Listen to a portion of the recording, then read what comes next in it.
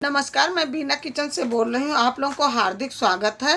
आज बात करेंगे करेंगे समय न गंवाते हुए वीडियो बनाएंगे, क्योंकि नवरात्र के अष्टमी वाले दिन हमें कैसे हवन करना चाहिए और नवमी वाले दिन कैसे करना चाहिए, तो इस विषय पर थोड़ी सी हम आप लोगों को जानकारी देंगे।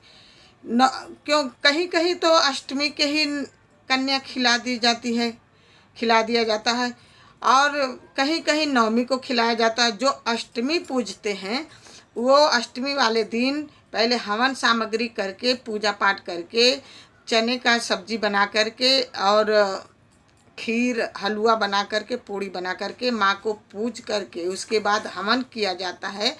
हवन करने के बाद तब कन्या खिलाया जाता है। तब वो जो व्रत रखते हैं तब वो ग्रहण भोजन प्रसाद खाते हैं।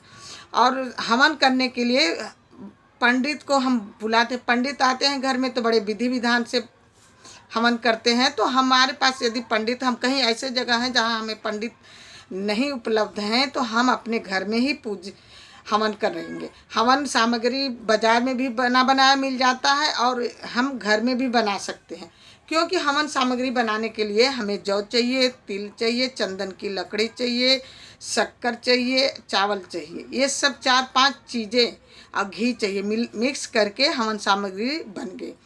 जो 9 दिन का व्रत रखता है उसको बिना हवन करे हुए भोजन ग्रहण नहीं करना चाहिए। हवन करना बहुत ज़रूरी है और कन्या खिलाना बहुत ज़रूरी है। माँ का पूजा करना बहुत ज़रूरी है, तब जाके हमारा संपूर्ण होता है। तो ये अष्टमी वाले दिन हो गया। कहीं कहीं नवमी को ही, मतलब जो 9 दिन का पूरा व्रत रखते हैं वो तो दसवीं में व्रत खोलते हैं। नवमी को पहले कन्या को खिला करके अग्यारी करते हैं, हवन अग्यारी किया जाता है। उसके बाद कन्या को भोजन कराया जाता है।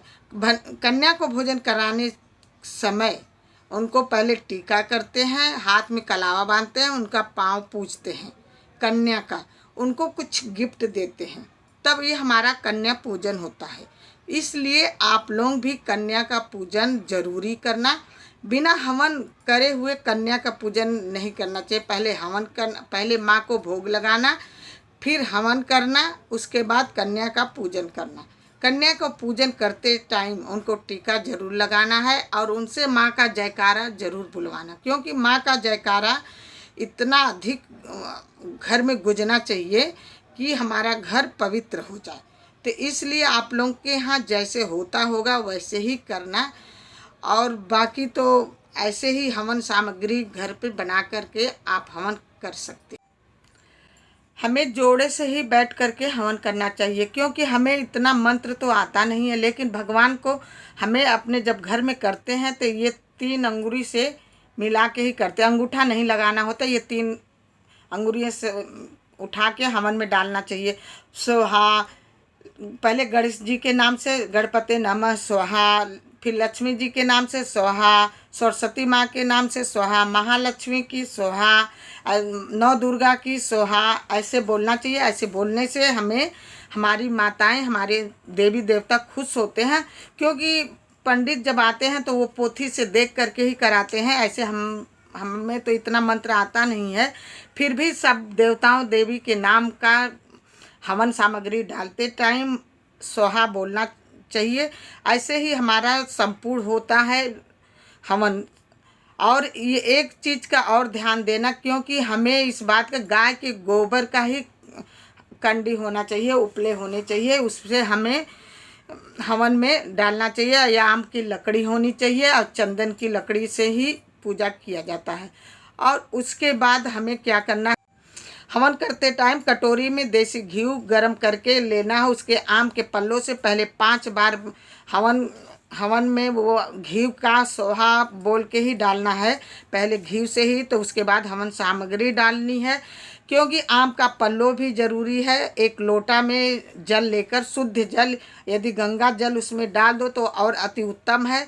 उसके बाद आम के पल्लों से या फूल से उसके शुद्धिकरण करना है, तब हवन करनी है। क्योंकि हवन हमें करनी है, हमारे पास पंडित नहीं है, ब्राह्मण नहीं है, तो हमें खुद करनी होती है। तो हम सब देवी देवताओं को नाम का लेकर उच्चारण करके हमें हवन सामग्री डालनी है। उसके बाद प्रार्थना करना है हमें अपने नौ देवी दुर्गा से कि स्वीकार करना हमारा हवन सामग्री, हवन पूजा पाठ, और हमें आशीर्वाद देना। और